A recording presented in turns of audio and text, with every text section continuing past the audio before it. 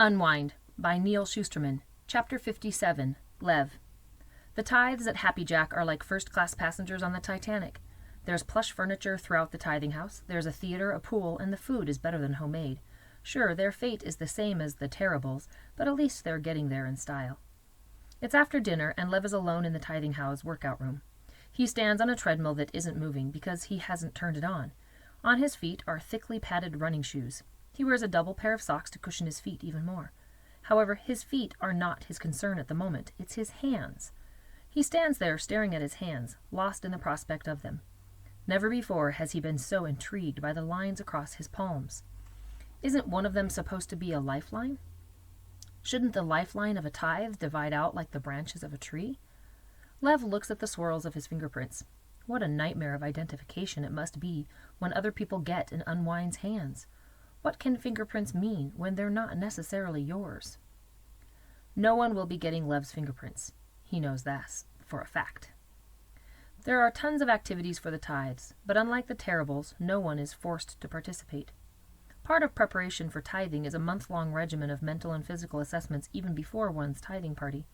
So all the hard work is done at home, before they get here.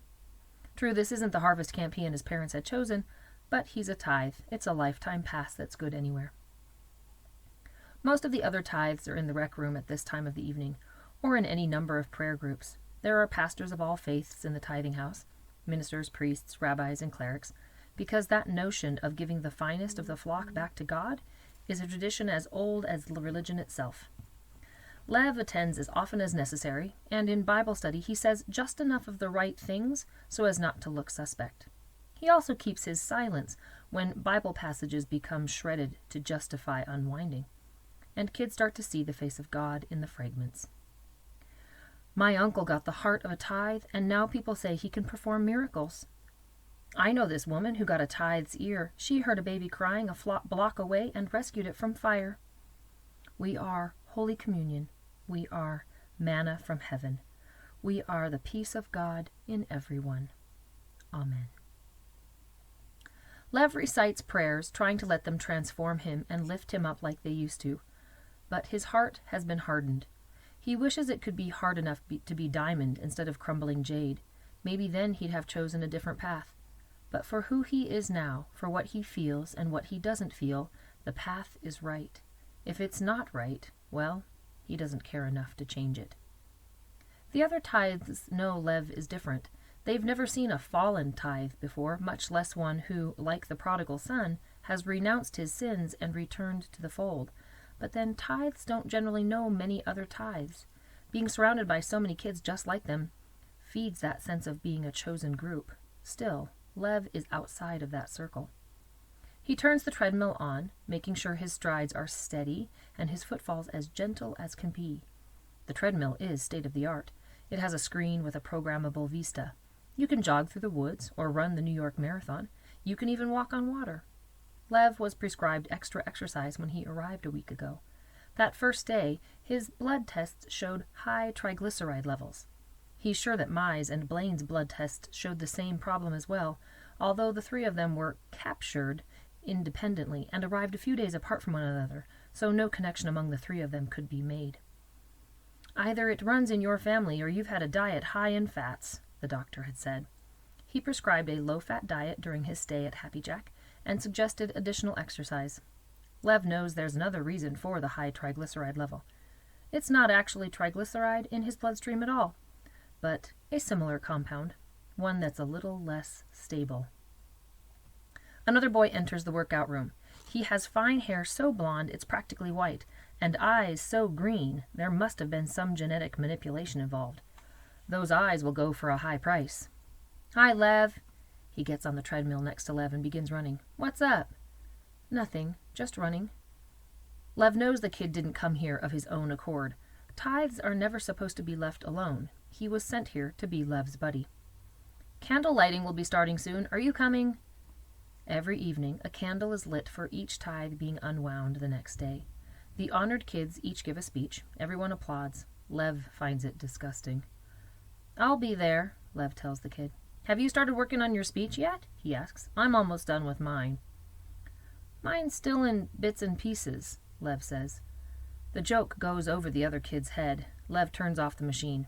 This kid will not leave him alone as long as he's here, and Lev really doesn't want to talk to him about the glory of being a chosen one. He'd rather think about those who aren't chosen and are lucky enough to be far from the harvest camp, like Risa and Connor, who, to the best of his knowledge, are still in the sanctuary of the graveyard. It's a big comfort to know that their lives will continue even after he's gone.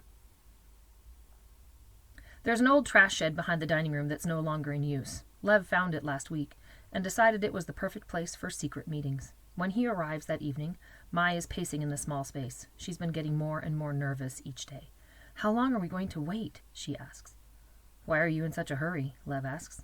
"We'll wait until the time is right." Blaine pulls out 6 small paper packets from his sock, tears one open, and pulls out a little round Band-Aid.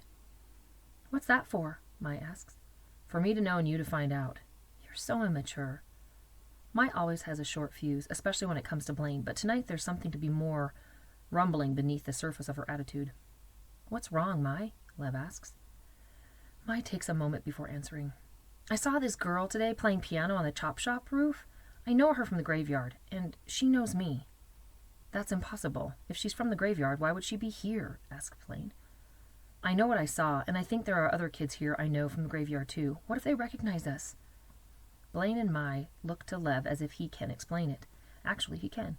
"They must be kids who were sent out on a job and got caught, that's all." Mai relaxes. Yeah, that must be it. "If they recognize us," says Blaine, "we can say the same thing happened to us." "There," says Lev. "Problem solved." "Good," says Blaine. "Back to business. So, I'm thinking we go for the day after tomorrow, on account of I'm scheduled for a game of football the day after that, and I don't think it'll go very well." Then he hands 2 of the little Band-Aids to Mai and 2 to Lev. "What do we need Band-Aids for?" Mai asks. "I was told to give these to you after we got here." Blaine dangles one from his fingers, like a flesh-colored leaf. "They're not Band-Aids," he says. "They're detonators." There was never a job on an Alaskan pipeline. After all, what Unwind would volunteer for such a job? The whole point was to make sure no one but Lev, Mai, and Blaine volunteered. Their van had taken them from the graveyard to a rundown house in a rundown neighborhood where people who had been run down by life plotted unthinkable deeds. Lev was terrified of these people, and yet he felt a kinship with them. They understood the misery of being betrayed by life. They understood what it felt like to have less than nothing inside you, and when they told Lev how important he was in the scheme of things, Lev felt, for the first time in a long time, truly important. The word evil was never used by these people except to describe the evils of what the world had done to them. What they were asking Lev, Mai, and Blaine to do wasn't evil. No, not at all. It was an expression of all the things they felt inside. It was the spirit and the nature and the manifestation of all they had become.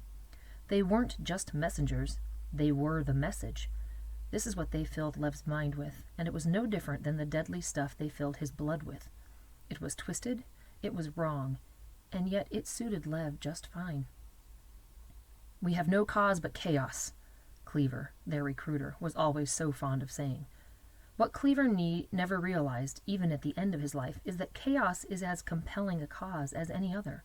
It can even become a religion to those unlucky enough to be baptized into it, those whose consolation can only be found in its foul waters.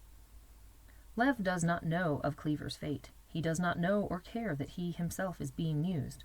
All Lev knows is that someday soon the world will suffer a small part of the loss and the emptiness and the utter disillusionment he feels inside, and they will know the moment he raises his hands in applause.